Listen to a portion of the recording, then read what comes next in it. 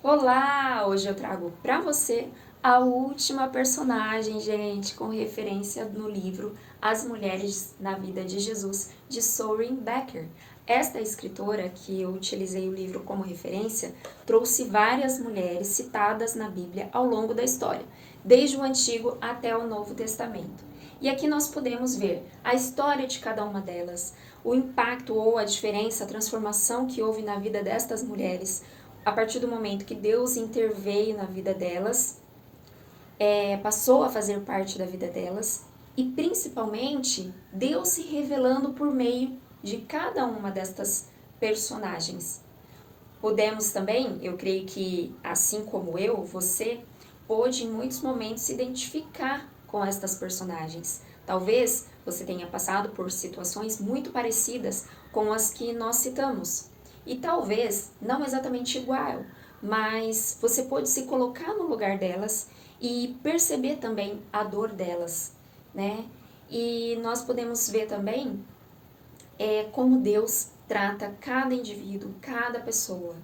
Nós aqui nos referimos de maneira mais específica às mulheres. Para quê? Para mostrar que diante do Senhor, tanto a figura do homem quanto a figura da mulher são extremamente importantes para o Senhor e ambos refletem a glória de Deus. Ambos são criados pelo Senhor para refletirem, para serem conforme a imagem e semelhança do seu Criador, para refletirem a glória de Deus. Então, trazendo para nós mulheres, eu fiz questão de utilizar, né, esse livro também para compartilhar com vocês essas histórias, para nós nos enxergarmos com o olhar de Deus a nosso respeito. Coisa que muitas vezes nós não fazemos. A gente acaba colocando as lentes do mundo e nos enxergando de acordo com o que o mundo quer que a gente se enxergue. Mas tem a forma como o Senhor me vê e como Ele te vê. E isso, para nós, é o mais importante. Vamos para a personagem de hoje, então? O texto que leremos se encontra em Lucas, capítulo 7, dos versículos 11 a 17. E somente pelo título a gente pode perceber o que veremos a seguir. Jesus ressuscita o filho de uma viúva. Ou seja, nós podemos ver aqui que trata-se de uma mulher que teve duas perdas significativas. Viúva, perdeu seu marido, e o filho, porque Jesus ressuscita o filho dela. Então, principalmente para o contexto da época e para essa cultura, a perda do marido e a perda do filho era muito importante na vida de qualquer mulher. Diz assim: logo depois, Jesus foi a uma cidade chamada Naim. E com ele iam os seus discípulos e uma grande multidão, como sempre, né? Ao se aproximar da porta da cidade, estava saindo o enterro do filho único de uma viúva. E uma grande multidão da cidade estava com ela. Ao vê-la, o Senhor se compadeceu dela e disse: não chore. Depois, aproximou-se e tocou no caixão. E os que o carregavam pararam. Jesus disse: jovem, eu digo, levante-se. O jovem se assentou e começou a conversar, e Jesus o entregou à sua mãe. Todos ficaram cheios de temor e louvavam a Deus. Um grande profeta se levantou dentre nós, diziam eles. Deus interveio em favor do seu povo. Essas notícias sobre Jesus espalharam-se por toda a Judéia e regiões circunvizinhas. Nós podemos encontrar na Bíblia outras histórias que trazem esse assunto sobre ressurreição, mostrando que Jesus tinha poder não somente de operar curas, de libertar espíritos imundos, mas também tinha poder e autoridade sobre a vida e sobre a morte. Ele ressuscitou Lázaro, por exemplo. Ele ressuscitou uma jovem. E nesses dois casos, por exemplo, a gente vê que antes mesmo de Lázaro morrer, as irmãs dele, né, mandam notícias para que fossem até Jesus, para que ele voltasse para curar Lázaro, porque ele estava muito doente. E Jesus, então, ele continua cumprindo o propósito dele, fazendo o que ele estava fazendo, e não retorna de imediato. Passam-se alguns dias, e aí sim Jesus volta. Quando ele retorna, Lázaro já se encontra morto, inclusive sepultado há 4 dias.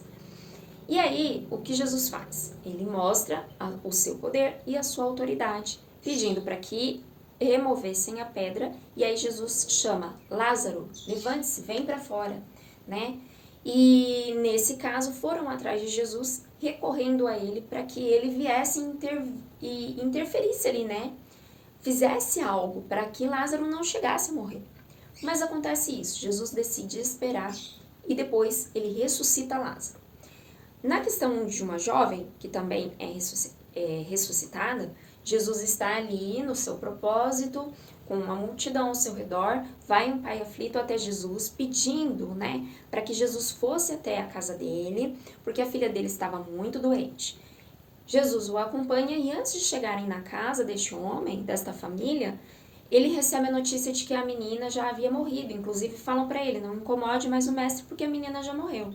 E aí Jesus, obviamente, não dá ouvido para essas palavras, chama os seus discípulos mais próximos para o acompanharem, chama o pai e a mãe da menina, vão até dentro da casa, deixa a multidão para o lado de fora e ali, com aquelas poucas pessoas, né, Jesus chama a menina também, Talita cum, que significa menina, levante.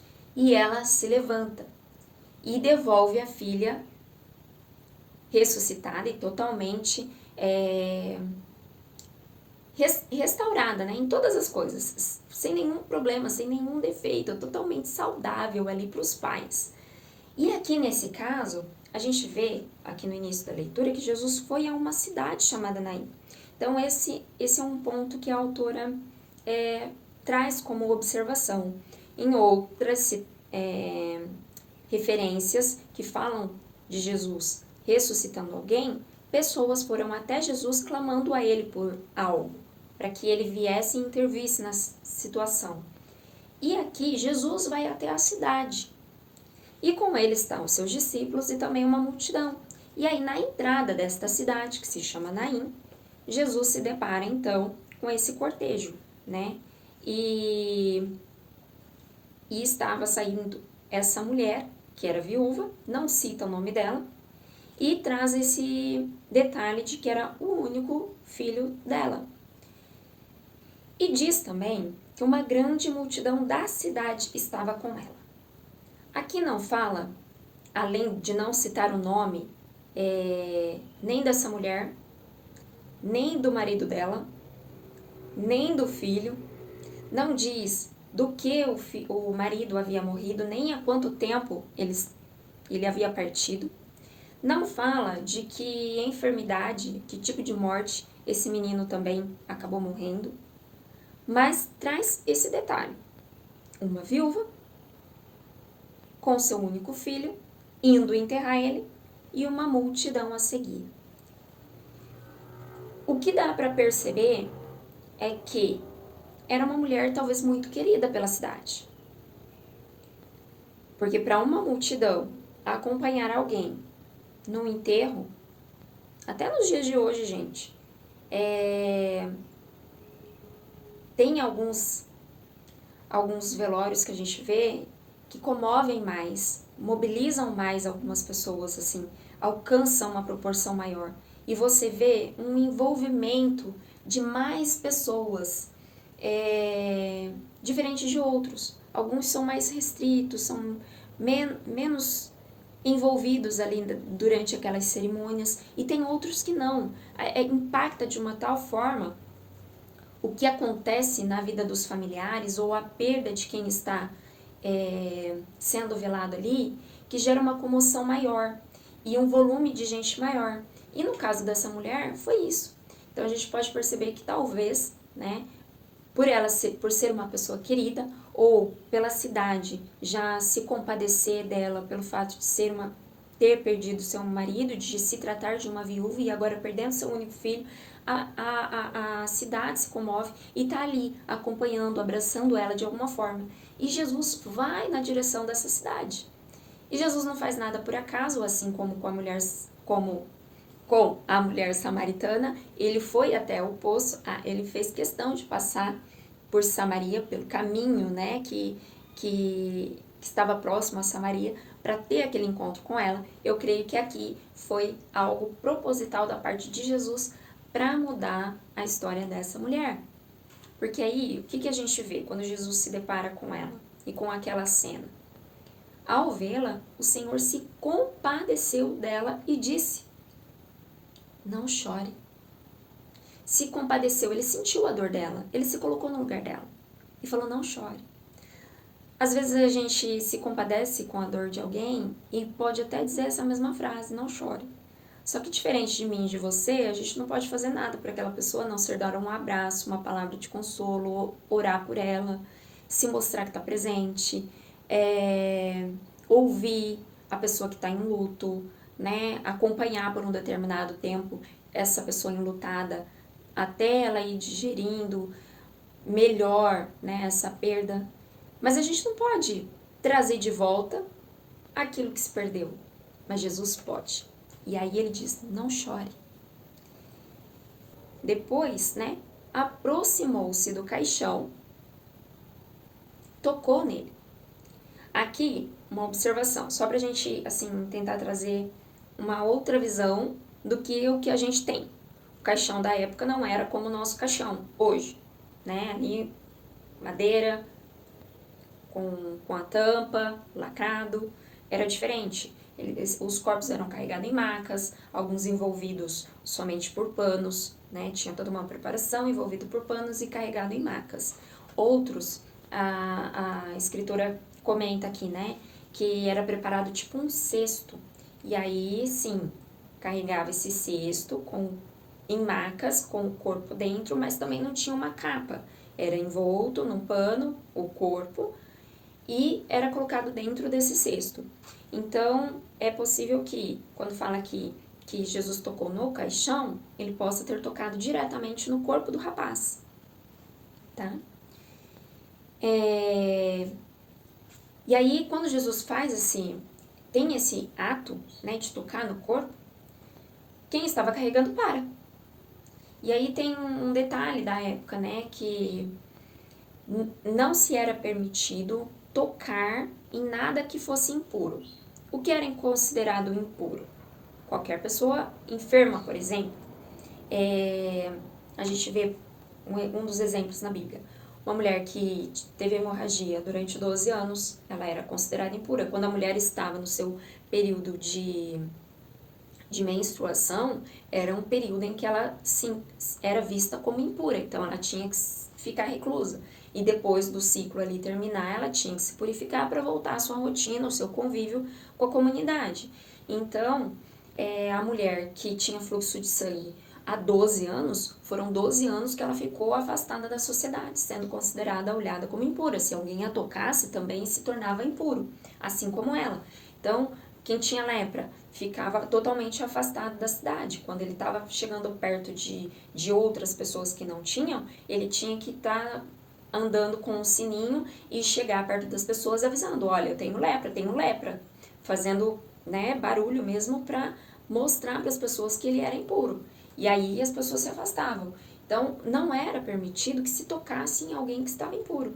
E aqui o morto era a mesma coisa. Não se podia tocar no morto, porque tocando no morto você se tornava impuro. Aí tinha que passar por um ritual, né, de purificação, por algumas etapas de purificação. E aí Jesus toca no jovem. Quem está carregando ele para. Então, peraí, já tem um negócio esquisito aqui, não pode se tocar. E ele tocou. E aí o que acontece na sequência? Jesus fala: jovem, eu digo, levante-se. O jovem se sentou e começou a conversar, como se nada tivesse acontecido, né? E tipo assim, ele que foi pego de surpresa, o que tá rolando aqui, né? E Jesus o entregou à sua mãe. Então, aqui não fala se essa mulher também ouviu falar de Jesus, não fala se ela sabia que Jesus era quem era e poderia devolver o filho para ela, não fala que ela tá pedindo para Jesus, tipo, ela reconhecendo ele, né, e pedindo para Jesus: olha, meu filho morreu, traz ele de volta, ou qualquer coisa do tipo, ela como mãe intercedendo por ele, não fala. Então pode ser que esta mulher não tinha ouvido falar a respeito de Jesus. No entanto, ele vai até ela, ele se compadece da dor dela e devolve para ela o seu filho. Aí o que acontece? Todos ficam cheios de temor. Eu ficaria com medo também, né? E depois, temor a Deus. E louvavam a Deus, né? E aí alguns começaram a falar: um grande profeta se levantou dentre nós. Outros: Deus interveio em favor do seu povo. E o que eu acho interessante aqui nessas falas é que, por exemplo, quando Jesus ele fazia o que ele fazia, não era para a sua própria glória. Apesar dele ser 100% homem, 100% Deus, ele não fazia para a sua própria glória, mas ele queria mostrar e revelar a glória de Deus, o Pai. Queria que o Pai fosse glorificado. E aqui, quando o povo vê as coisas que vê, a gente percebe que eles adoram a quem? Eles glorificam a quem? A Deus Pai. Porque essa intenção do coração e o propósito de Jesus aqui na terra, que era fazer o que quer que ele viesse fazer para glorificar a Deus, de fato acontecia. Ele se esvaziou de si mesmo, tomou a nossa forma humana para glorificar a Deus. E tudo que ele fazia acabava sendo reconhecido como algo de adoração para o Senhor, para Deus Pai. E aqui a gente vê isso na fala das pessoas. A glória não ia direto para Jesus. A glória era devolvida para Deus.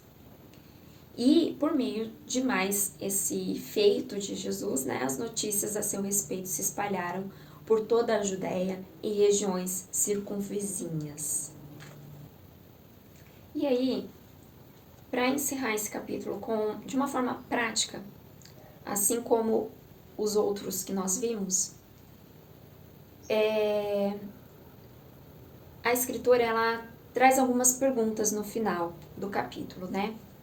A respeito de como estão os seus sonhos, de como está a sua vida. Tem sonhos que já foram abortados em você, que estavam sendo girados e de repente morreram? Tem relacionamentos que estavam indo muito bem e de repente acabaram? O que na sua vida acabou morrendo ao longo do tempo? Quais relacionamentos precisam ser restaurados e voltar a viver? Quais sonhos que você tem e que foi deixado de lado, enterrado, né? Que fazem parte, inclusive, dos sonhos de Deus para você e que Jesus precisa tocar hoje. Jesus precisa tocar para que ele ressuscite dentro de você e você possa desfrutar dos sonhos que não são somente seus, que você talvez ache que são seus, mas que eles também pertencem ao Senhor e que é desejo do coração de Deus que você os viva. Fica essa reflexão hoje e esse meu pedido de você ir até o Senhor e diante dele perguntar: Deus, quais são os relacionamentos que foram rompidos, que foram quebrados, que morreram, que estão destruídos e que precisam ser ressuscitados, restaurados? Deus, quais são os sonhos que ao longo dos anos eu fui deixando de lado por conta de várias coisas que aconteceram durante a vida e que foi me desanimando ao ponto de eu falar: não, isso não é para mim.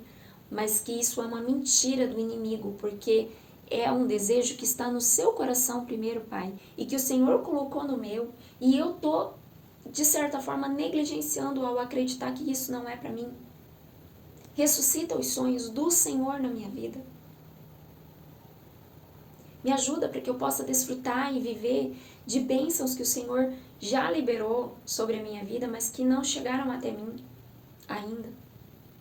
Ou que chegaram e por algum motivo foi bloqueado, impedido, mas o Senhor tem muito mais para liberar, para que eu possa desfrutar. E assim como como essa multidão que viram o que Jesus fez, eu possa dessa maneira glorificar o Senhor, louvar ao Senhor, atribuir a minha história, atribuir sonhos realizados, atribuir conquistas, atribuir uma nova história ou uma situação diferente que eu não via saída, e eu ver que foi por causa da mão do Senhor sobre a minha vida que esse fato mudou, e aí eu poder testemunhar dessa bondade do Senhor sobre a minha vida e glorificar o teu nome.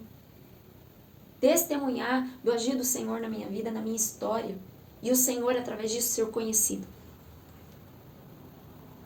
Vá diante do Senhor. Coloca a sua vida diante dele. Veja, procure saber, entender, identificar em Deus o que precisa ser restaurado a você, devolvido a você, ressuscitado a você, para que a tua vida cumpra o propósito de Deus nesta terra, que é glorificar o nome de Deus Pai, Filho e Espírito Santo, através da sua vida, através da sua história, através da sua família, através do seu trabalho, através de tudo que você tem possibilidade de fazer, através de todos os recursos que você tem à sua disposição, de que maneira você pode glorificar o Senhor. O que Deus tem para restaurar, para restituir, para ressuscitar na sua vida no dia de hoje. A minha oração é que o Senhor te mostre, que o Senhor traga clareza para você, que o Senhor ressuscite sonhos que foram deixados de lado, esquecidos, por acreditar que eles não são para você, quando de fato são do Senhor para sua vida. Que aquilo que não é de Deus, de fato vá embora e não faça sentido para nós. E a gente não sofra com isso, porque não faz parte do que Deus quer pra gente. Mas que aquilo que é da vontade do Senhor, que você e eu venhamos viver, para Ele ser conhecido, que o Senhor traga de volta pra gente. E a gente comece a gerar novamente os sonhos de Deus para a nossa vida. Que o Senhor te abençoe. E que você possa contar e testemunhar dos grandes feitos que o Senhor fez e ainda fará na sua vida. Deus te abençoe.